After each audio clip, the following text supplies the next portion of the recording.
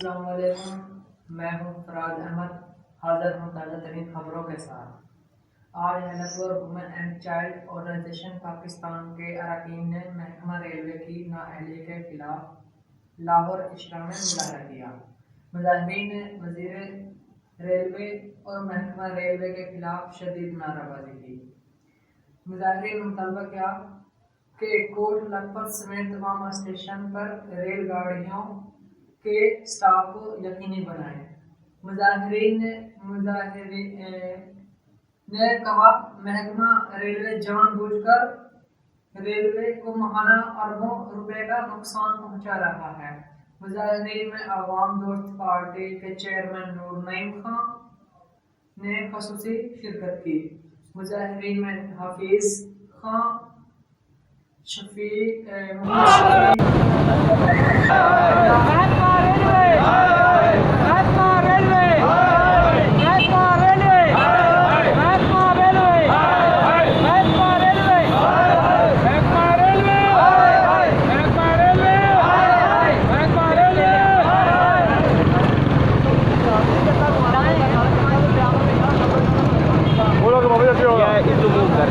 को स्टैंड आ रहा है, इधर मूव करा कर बस थोड़ा